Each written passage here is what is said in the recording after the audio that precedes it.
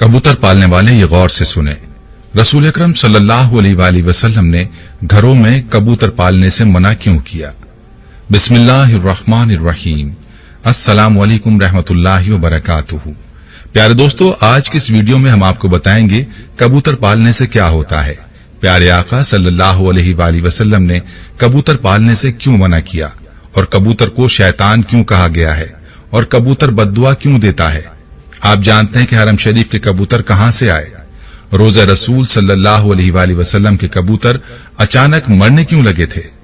क्या कबूतर की बीट पाक है या नापाक? कबूतर का गोश्त खाना जायज है या नाजायज?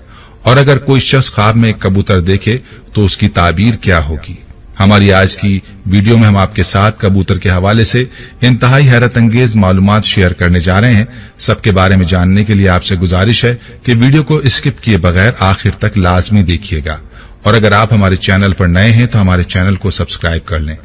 दोस्तों, कबूतर एक ऐसा खूबसूरत और दिलकश परिंदा है जो हर किसी को अच्छा लगता है, और यही वजह है कि ये परिंदा अक्सर घरों में पाया जाता है और घरों के अलावा अक्सर मज़ारों पर भी मौजूद रहता है। तफसीर रूहुल बयान में लिखा है कि अल्लाह के पैगंबर हजरत नूह अलैहिस्सलाम की कश्ती जूदी पहाड़ पर ठहरी तो अल्लाह के पैगंबर अलैहिस्सलाम ने तूफान के हालात मालूम करने के लिए एक कौवा भेजा कि जाओ और जमीन का जायजा लेकर आओ कि जमीन पर कितना पानी बाकी है, पानी खुश्क हुआ या नहीं। तो कौवा वहां से उड़ गया और उसे कोई मुर्दार मिल गया, और कौवा उस मुर्दार को खाने में मशगूल हो गया और फिर वापस पलटकर नहीं आया। उसे अल्लाह के पैगंबर का हुक्म भूल गया। उसके बाद हजरत नूह अलैहिस्सलाम ने कबूतर को जमीन का जायजा लेने के लिए भेजा, जो वापस आ गया। उसे पांव रखने की जगह ना मिली, उसे दोबारा भेजा गया तो फिर वापस आ गया। चंद दिन बाद उसे फिर भेजा गया तो अपनी चोंच में जैतून की एक टहनी लिए हुए था। उससे नूह अलैहिस्सलाम ने मालूम कर लिया कि पानी जमीन से कुछ ही ऊंचा रह गया है और दरख्त वगैरह उग चुके हैं। कुछ दिन बाद उसे फिर भेजा गया। इस मर्तबा वो वापस लौटा तो उसके पांव खाक आलूद थे। नूह अलैहिस्सलाम समझ गए कि तूफान रुक गया है और जमीन खुश्क हो चुकी है। सीरत की किताबों में ये वाकया मौजूद है। इसी की बिना पर सीरत निगारों का कहना है कि कबूतर का आना सलामती की अलामत था और उसकी चोंच में जैतून की टहनी नूह अलैहिस्सलाम की बादशाहत की तरफ इशारा थी। हजरत नूह अलैहिस्सलाम कबूतर की इस जहानत से बहुत खुश हुए और कबूतर को अमन और सलामती की दुआ दी। ये इसी दुआ की बरकत है कि लोग आज भी इसे अच्छा समझते हैं। यही वजह है कि कबूतर इंसानी आबादी से मानूस है और कव्वे को खौफ की बद्दुआ दी। यही वजह है कि इंसानी आबादी से हरासा रहता है, और यही वजह है कि लोग इसे मनहूस समझते हैं। हजरत सुलेमान अलैहिस्सलाम ने फरमाया कि कबूतर ऐसा परिंदा है जो अल्लाह ताला और अंबिया अलैहिस्सलाम को प्यार करने वाला परिंदा है। कबूतर अल्लाह ताला और उसके अंबिया किराम अलैहिस्सलाम से दुनिया के तमाम परिंदों से ज्यादा प्यार करता है, और सब परिंदों की निस्बत कबूतर सबसे ज्यादा इबादत गुजार परिंदा है। कहा जाता है कि कबूतर जब भी जागता है अल्लाहू अल्लाहू का विर्द करता है और दिन रात अल्लाह ताला की इबादत में गुजारता है। कबूतर सब परिंदों की निस्बत ज्यादा बुलंदियों तक जा सकता है। ये बहुत ऊंचा उड़ता है, जबकि कबूतर का पीछा अकाब करता है, और जब अकाब कबूतर का शिकार करने के लिए इसे पकड़ने की कोशिश करता है तो कबूतर खुद को बचाने के लिए बहुत ज्यादा बुलंदी पर चला जाता है। इसलिए अकाब के लिए इतनी ऊंचाई पर जाना मुश्किल हो जाता है और कबूतर खुद को बचाने में कामयाब हो जाता है। शायद वो ये सोचता है कि मैं जितना ऊंचा उड़ूंगा उतना ही अल्लाह के पास पहुंच जाऊंगा। नाज़रीन, फुक़हा के नजदीक घरों में शौकिया परिंदे रखना या कबूतर पालना जायज है।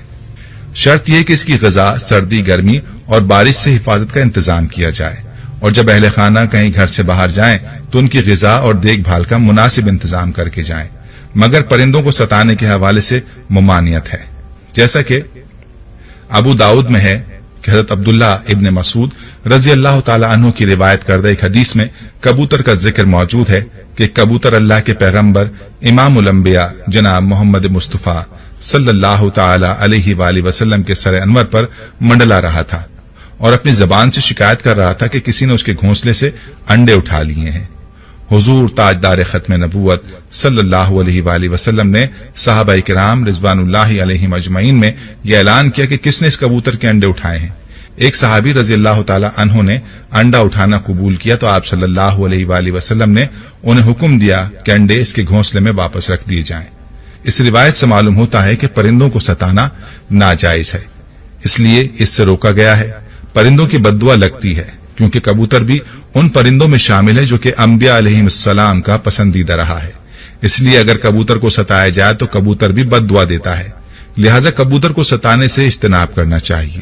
دوستو، مکہ پاک تو آپ گئے ہوں گے، اگر نہیں گئے تو اللہ سے دعا ہے کہ اللہ تعالیٰ آپ کو اپنے گھر کی زیارت نصیب فرمائے، آمین۔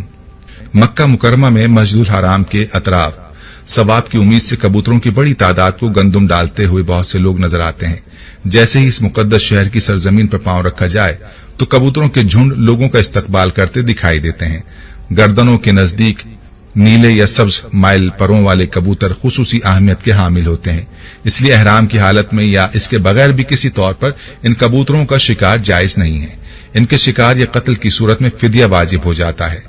ایک روایت میں ہے کہ یہ کبوتر ان کبوتروں کی نسل سے ہیں جنہیں رسول اللہ صلی اللہ علیہ وآلہ وسلم کے غار ثور میں قیام کے دوران غار کے دروازے پر گھونسلے بنا ڈالے تھے اور انڈے دے دیے تھے۔ ایک دوسری روایت کے مطابق حرم مکہ کی کبوتروں کی نسل کا تعلق ان ابابیل پرندوں سے ہے جو سمندر کی جانب سے آئے تھے اور انہوں نے اپنے پنجے میں پتھر اور کنکریاں تھام رکھی تھیں تاکہ بیت اللہ کو منہدم کرنے کے ارادے سے آنے والے یمن کے بادشاہ کو باز رکھا جائے، کیونکہ وہ بیت اللہ کو منہدم کرنے کی نیت سے آیا تھا۔ یمن کے بادشاہ سے مراد یعنی حبشہ کا بادشاہ، جسے آج کل ایتھوپیا کہا جاتا ہے۔ ایتھوپیا کا پرانا نام حبشہ ہے۔ دوستو، ایک مرتبہ انتظامیہ نے مسجد نبوی صلی اللہ علیہ وآلہ وسلم کے حرم انور کو صاف ستھرا رکھنے کی نیت سے فیصلہ کیا کہ حرم شریف میں کبوتروں کے لیے دانہ بالکل نہ ڈالا جائے۔ اسی طرح کبوتر دانوں کی تلاش کے لیے دوسری طرف منتقل ہو جائیں گے۔ اس حکم پر عمل تو کیا گیا تو کئی دنوں تک دانہ نہیں ڈالا گیا، لیکن کبوتروں کا گنبد خضرا سے محبت کا یہ عالم تھا کہ بھوک سے مر رہے تھے، لیکن آستانہ رسول اللہ صلی اللہ علیہ وآلہ وسلم چھوڑنے کے لیے تیار نہ تھے۔ اہل مدینہ نے اپنی آنکھوں سے یہ عشق و محبت بھرا منظر دیکھا، پھر دنیا میں یہ بات شہرت پکڑ گئی تو لوگوں نے حکومت سے درخواست کی کہ ان کبوتروں کو دانہ ڈالنے کی اجازت دی جائے، تو پھر حکومت نے حسب سابق کبوتروں کو دانہ ڈالنا شروع کر دیا۔ دوستو، کبوتروں کی جو بیٹ ہوتی ہے وہ پاک ہے، اور چادر کے جس حصے پر لگی ہو صرف اسی حصے کو دھو لیں، باقی پورا چادر دھونا ضروری نہیں۔ اس کا گوشت کھانا بھی جائز ہے اور حلال ہے۔ دوستو، اب بات کرتے ہیں کہ پیارے آقا صلی اللہ علیہ وآلہ وسلم نے کبوتر پالنے سے منع کیوں کیا۔